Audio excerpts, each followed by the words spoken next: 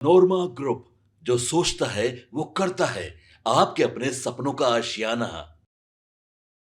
उपेंद्र कुशवाहा की आज गया जी में रैली है, तो एक तरफ चिराग पासवान भी रैली कर रहे हैं, लेकिन उपेंद्र कुशवाहा की रैली खास इसलिए हो जाती है कि 24 घंटा पहले उनकी मुलाकात जनता दल यूनाइटेड के वरिष्ठ नेता से हुई है। हम तस्वीरों में आपको बताते हैं कि क्या कुछ हुआ है, लेकिन उससे पहले हम आपको बता दें कि उपेंद्र कुशवाहा लगातार एनडीए गठबंधन में सीट शेयरिंग के समझौते में जिस दिन से ये जानकारी मिली है या फिर उनको थोड़ा सा नज़रअंदाज किया जाने लगा था, उसके बाद से उन्होंने एक मीटिंग की, मंथन किया और वाल्मीकि नगर में मंथन के बाद उन्होंने संवैधानिक अधिकार परिसीमन सुधार नाम से रैली शुरू की। पहले वो क्लस्टर वाइज थे, अब बड़े बड़े स्टेट में अलग अलग जगहों पे रैली कर रहे हैं और काफ़ी भीड़ भी जुट रही है। 8 तारीख को उन्होंने मुजफ्फरपुर में रैली की थी, जिसका काफ़ी इम्पैक्ट हुआ था और चर्चा भी खूब हुई थी। आज गया जी में उनकी रैली है। उसके रैली से ठीक पहले उन्होंने जनता दल यूनाइटेड के सबसे वयोवृद्ध और वरिष्ठ नेता, जो नीतीश कुमार के सबसे करीबियों में से एक हैं, उनसे मुलाकात की।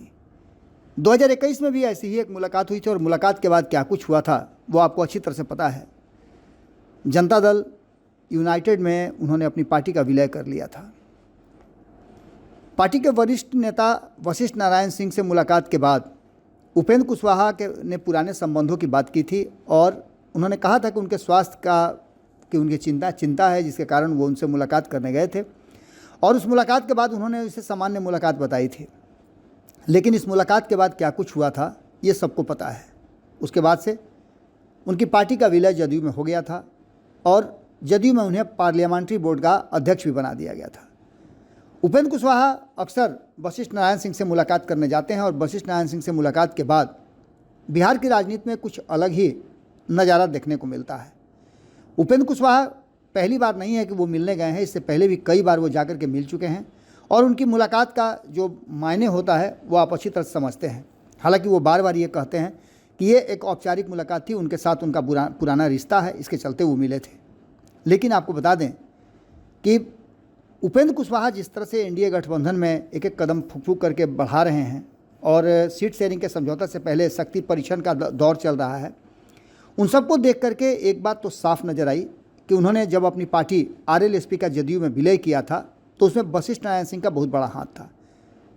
आरएलएसपी के विलय पर सीधा कोई जवाब नहीं देते हुए उन्होंने कहा था कि वो पुराने घर में आ गए हैं और आगे की राजनीति करेंगे। एक बार फिर से उनकी मुलाकात नीतीश कुमार से हुई थी, जब नीतीश कुमार ने एनडीए गठबंधन के सभी घटक दलों के साथ मुलाकात की थी और मुलाकात के बाद उसमें उपेंद्र कुशवाहा उपस्थित नहीं हुए थे। इसके बाद आए और आकर के उन्होंने नीतीश कुमार से मुलाकात की। उपेंद्र कुशवाहा जिस तरह से एनडीए गठबंधन में मजबूती के साथ हैं और बार बार वो ये बात कह रहे हैं कि वो अब कहीं नहीं जाने वाले हैं, तो इसी अवसर पर आपको बता दें कि एक तरफ उनका वशिष्ठ नारायण सिंह से मुलाकात होना और इसके साथ साथ नीतीश कुमार का एनडीए गठबंधन के किसी भी मुद्दे पर बिल्कुल से चुप्पी साध देना। सीट शेयरिंग के समझौते को लेकर के भी कहा जा रहा है कि सभी दलों ने अपने अपने डिमांड जो हैं वो पटल पर रख दिया है और उस पर मंथन अभी तक नहीं हो पाया है। फाइनल स्टेज में कुछ भी नहीं आया है। इससे पहले आपको बता दें कि शक्ति परीक्षण का दौर जारी है। कई आरोप और कई बातों के साथ साथ कहा यह जाता है कि उपेंद्र कुशवाहा जो हैं वो बार बार अपनी पार्टी का समाप्त कर देते हैं और नई पार्टी बना करके शुरू हो जाते हैं। हालांकि उपेंद्र कुशवाहा के बारे में ये भी कहा जाता है कि वो जब किसी भी गठबंधन या किसी के साथ अपना संबंध जोड़ते हैं तो रिश्ते को उतना ही बाखूबी निभाते हैं और वहाँ से हटते समय उन रिश्तों को वहीं समाप्त करके निकलते हैं। जैसा कि आपने देखा भी होगा कि जनता दल यूनाइटेड में अपनी पार्टी का विलय करने के बाद आरएलएसपी का अस्तित्व समाप्त हो गया और जनता दल यूनाइटेड के लिए वो काम करने लगे। लेकिन जब बाहर आए तो उन्होंने एमएलसी की कुर्सी भी ठुकरा दी और नई पार्टी बना करके एक बार फिर से चुनावी मैदान में उतर गए। 2024 का चुनाव उन्होंने लड़ा, हालांकि वो जीत नहीं पाए, लेकिन उसके बावजूद एनडीए गठबंधन की तरफ से वो राज्यसभा भेजे गए। अब 2025 के चुनाव की तैयारियां चल रही हैं और इस चुनाव में उनकी पार्टी और उनका ऊपर जो लगातार ये कहा जा रहा है कि वो अपने बारे में सोचते हैं, पार्टी के बारे में नहीं सोचते हैं, इन सभी बातों को लेकर के उपेंद्र कुशवाहा परीक्षा की घड़ी से गुजर रहे हैं। उपेंद्र कुशवाहा को अपनी पार्टी के कई नेताओं को चुनाव लड़वाना है। लगभग 2 दर्जन के आसपास ऐसे नेता हैं जो चुनाव लड़ने की पूरी तैयारी कर चुके हैं और अपने क्षेत्र में बहुत कुछ दांव पर लगा चुके हैं। कई लोगों ने आर्थिक रूप से, शारीरिक रूप से और मानसिक रूप से अपने आप को आरएलएम के तरफ से चुनाव लड़ने के लिए तैयार कर लिया है। लेकिन आगे होना क्या है? पिछली बार भी 2024 के चुनाव में कई लोगों को आश्वासन मिला था टिकट देने का। इस बीच आपको बता दें कि नीतीश कुमार से उनके रिश्ते निश्चित रूप से सुधरे हैं। यही कारण है कि उनके सेकंड इन कमान माधव आनंद को नागरिक परिषद का उपाध्यक्ष बनाया गया है, जो कि काफ़ी अहम और अहमियत वाला पद है। माधव आनंद के बारे में कहा भी जाता है कि वो उपेंद्र कुशवाहा के आँख नाक कान हैं। इतना ही नहीं, स्ट्रेटजी बनाने में मास्टर, और कहा जाता है कि वो एक अर्थशास्त्री भी हैं। आर्थिक रूप से वो बहुत ही अलग तरह से अपनी स्ट्रेटजी बनाते हैं और इसमें वो महारत हासिल किए हुए हैं। कई बार उनके कई ऐसे विचार और उनके द्वारा आर्थिक मामलों में किए गए जो काम हैं उसकी सराहना हुई है। माधव आनंद को जगह धरा देने के बाद अभी कई लोग हैं जो विधानसभा का चुनाव लड़ना चाहते हैं। इसमें हमने आपको पहले ही बताया कि 2 दर्जन के आसपास बड़े नेता हैं जो चुनाव लड़ना चाहते हैं और उसकी तैयारी भी कर रहे हैं। लेकिन क्या उपेंद्र कुशवाहा को इन 2 दर्जन लोगों को चुनाव लड़ाने का मौका मिलेगा?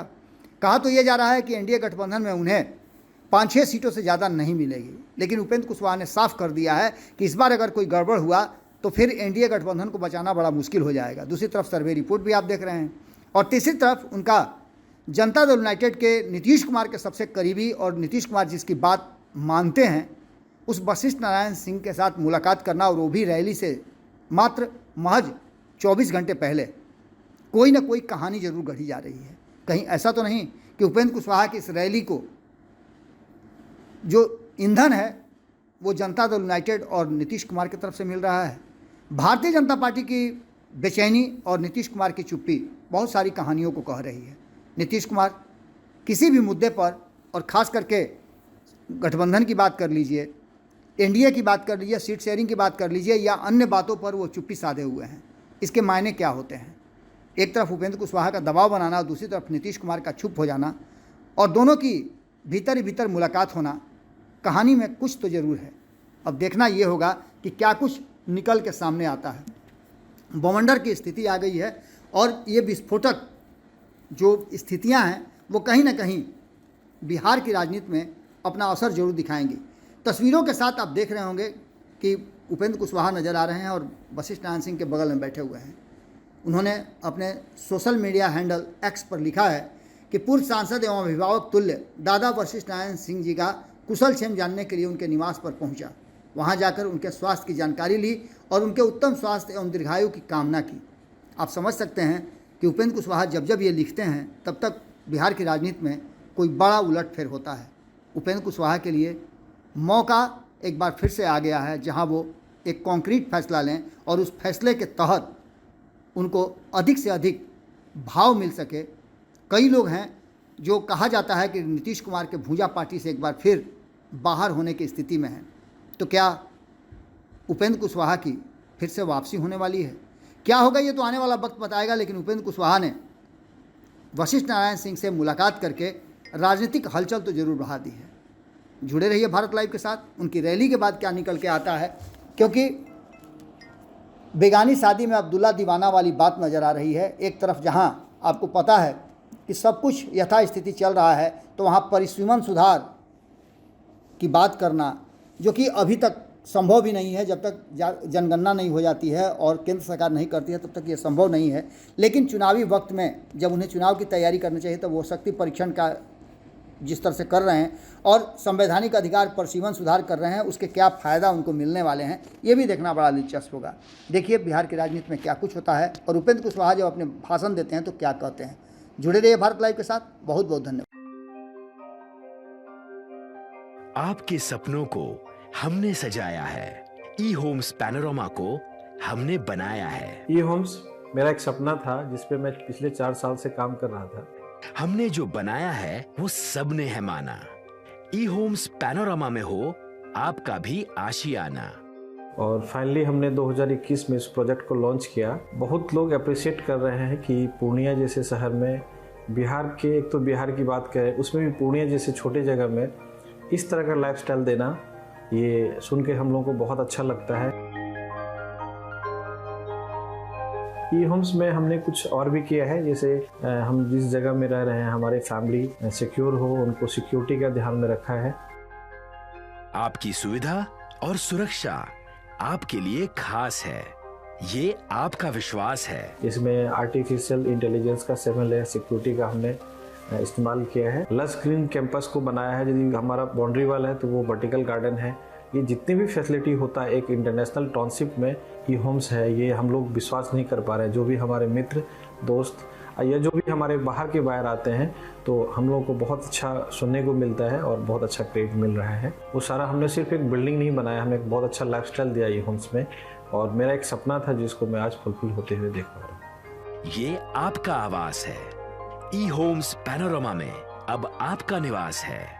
ई homes Panorama, luxurious lifestyle redefined.